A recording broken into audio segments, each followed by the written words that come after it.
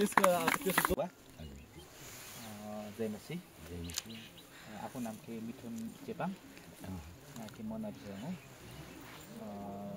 के यसो किसको सुसमाचार सुनाउँथे गाउँ ठाउँमा यसो घुम्नु हो के ना यसो किसको बायां सायम ना विश्व जाङ बिजु वर्ष विश्व जाङ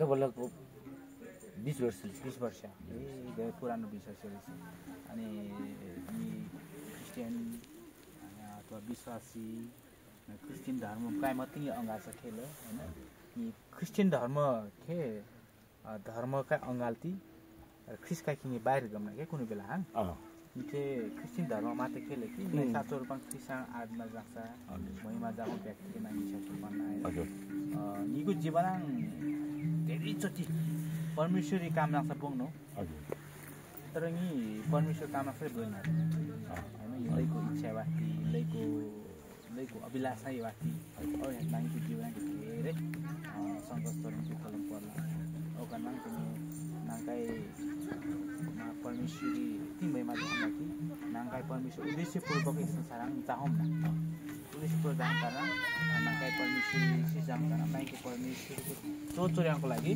सबैको लागि सुसंस्कार प्रदान चाहिँ आत्मजितको काम गर्छ आत्मजितको काम त अलि प्रभुको महिमा हुन्छ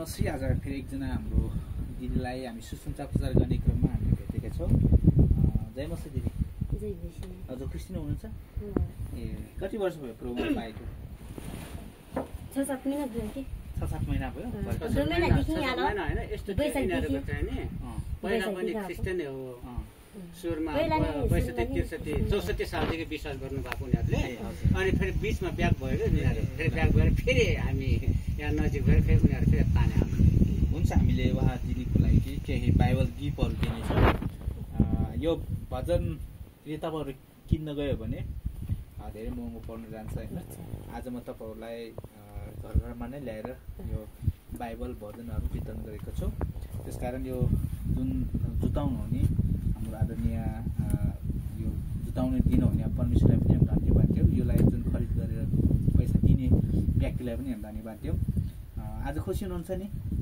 खुसी हुनुहुन्छ नि आज खुसी छौ हैन आज यो बाइबल पढ्नुहोस् यो बाइबलमा उडाएर मुक्तिको कुरा छ यो बाइबल तपाईले लिएर सिरानीमा उताको नराख्दिनुहोस् यो गीत सङ्गीत जानेलामा तपाईले ठ्याक्कै भजन गाउनुहोस् हैन सङ्गीत जाने बाइबल भजन लिएर सङ्गीत जानुहोस् अनि तपाईले गीत गाउनु बेला यो भजन पढ्दा हेर्नुहोस् अनि जब वचनको समय आउँछ यो बाइबल भित्रको कुराहरू तपाईले सिक्नुहोस् यो लिनुहोस् तपाईले उता हेर्नुहोस् त एकपल्ट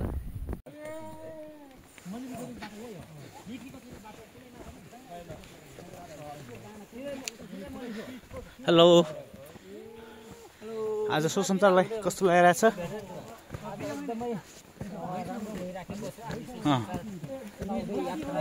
गरिराखेका छौँ तापाङको हजुर विभिन्न दुर्गम ठाउँमा गएर हामी सेवकै गर्नेछौँ हाम्रो सेवकै निरन्तर गर्नेछौँ प्रभुको सेवकै आमेन हामीले जहाँ दुःख समस्यामा परेका मानिसहरूलाई सुसमाचार सुनाइराखेका छौँ हाम्रो निम्ति हाम्रो टिमको निम्ति प्रार्थना गरिदिनु होला यस यसै हामी गाउँ गाउँमा जाँदैछु हाम्रो सुसमाचारको लागि जस प्रब्लम नभएको होस्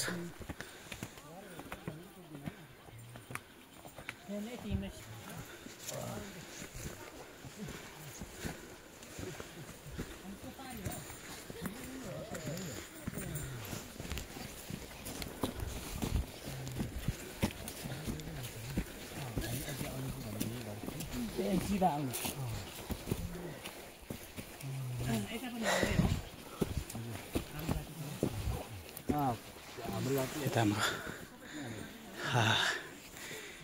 हेलो बाई सँग जाने हो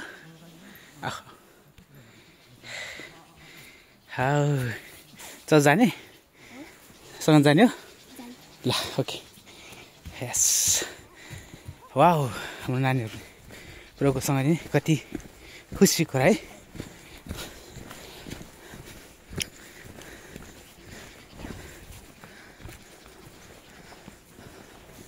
अब सबैसँग दिउँ हो ल हिँड्नुहोस् हिँड्नुहोस् अगाडि हिँड्नुहोस्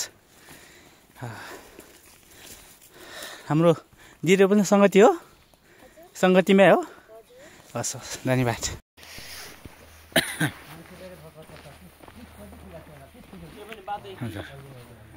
यताबाट चाहिँ आउनु पर्यो होइन बाटै हो। पुरानो अझै हो।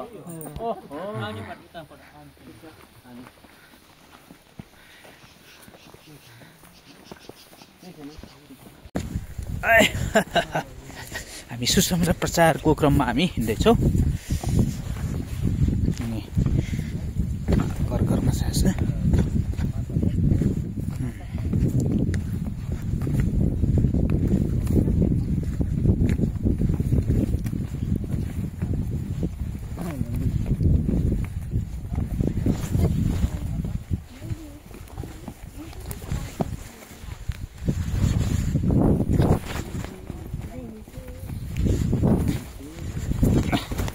जय मसी सन्चै हुनुहुन्छ?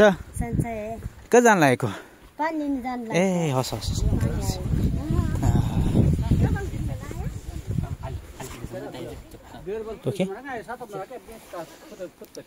जय मसी छ। आज हामी सुसमाचारको लागि हामी यात्रा गर्दैछौँ। यहाँको स्थानीय अगुवा र हाम्रो यहाँको विनाश हामी प्रचार गर्दैछौँ। हेलो एभ्रिवान, जय मसी। आज हामी यो तापाङ भन्ने ठाउँमा आइपुगेका छौँ। यो तापाङ भनेको चाहिँ चितवनमा पर्छ है। यो रापती 10 कि 1 कति पर्छ अरे यहाँ। त्यस कारण हामी सुसमाचार प्रचारको लागि यस ठाउँमा आइपुगेका छौँ। अहिले हामी रापती 13 मा आइपुगेका छौँ। हाम्रो पारेबाट हाम्रो दिदीबहिनी हो कि दाजुभाइहरू पुरा हुहु भनेर आउँदैछ। त्यस कारण एकछिन हामी त्यो ठाउँमा पनि हामी सुसमाचार प्रचार हामी गरेर जानेछौँ। यहाँ कतिपय हाम्रो क्रिस्चियन दाजुभाइहरू छन्, कतिपय छैन। त्यसकारण हामी सबैको लागि सुसमाचार प्रचार गर्ने यस ठाउँमा आएको छौँ। यो डाँडा पाखा खोला नाला पहाड पर्वत सबै परमेश्वरले बनाएको सृष्टि हो। त्यसकारण यो सृष्टिलाई पनि परमेश्वरलाई महिमा दिनुपर्छ। यो सृष्टि पनि परमप्रभु परमेश्वरले नै बनाइदिनु भएको हो है। वैज्ञानिकले भन्छ महाविस्फोटबाट, ठुलो विज्ञानबाट विस्फोट भएर खोला नाला थुम्का पहाड भयो भन्छ। तर म भन्छु कि यो सबै खोला नाला पहाड सबै सृष्टि चाहिँ परमेश्वरको आफ्नै हातले बनाएको कलाहरू हुन्। त्यसकारण परमेश्वरलाई महिमा दिनुपर्छ। र यस ठाउँमा बस्ने हामी जाति पनि कमिला जस्तो हिँडिरहेको तापनि हाम्रो जाति पनि यो प्राकृतिक भन्दा यो पहाड नार खोला भन्दा पनि हामी महत्त्वपूर्ण परमेश्वरले हामीलाई बनाउनु भएको छ। त्यसको लागि म धेरै धेरै धन्यवाद छ। I am happy. खुसी हुनुहुन्छ? I am happy. जय मसी जय मसी।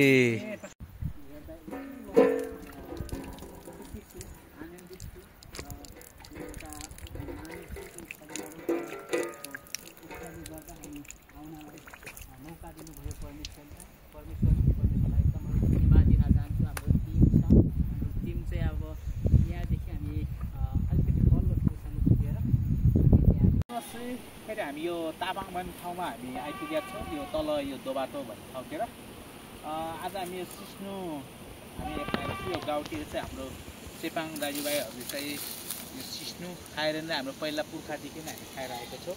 यो सिस्नु चाहिँ भिटामिन ए पनि भनिन्छ। अहिले चाहिँ यो फुल फुल्ने समय रहेछ। फुल पनि मजाले फुलिरहेको छ। आज हामी गाउँमा यो सिस्नु ढेँडो र यहाँको स्थानीय पाहा अनि हामी अरू के चमिरो केहरू हामी खानेछौँ। के पाउनेछौँ अब त्यही हामी खानेछौँ। यो गाउँमा लगभग हामी अहिले चाहिँ सदरमुकामबाट हामी लगभग 4 घन्टा लगाएर हामी यो माथि आइपुगेका छौँ। आज हामी तल फर्किनु भ्याउँदैन। त्यही भएर आज हाम्रो यताको हाम्रो खाना चाहिँ यो सिस्नु है। यो सिस्नु नै लो रहेछ है। सिस्नु रहेछ। यो सिस्नु चाहिँ हामी आज हाम्रो निम्ति चाहिँ खाजा हो। त्यस कारण यदि तपाईँलाई सिस्नु मनपर्छ भने हाम्रो यता नोकल सिस्नु मनपर्छ भने अब तराईतिर पाउने सिस्नु जस्तो होइन, यता नोकल सिस्नु मनपर्छ भने म मनपर्छु भनेर लाइक कमेन्ट सेयर गरिदिनु होला है। गाइसहरू सबलाई जय मसी। Hello everyone, hello.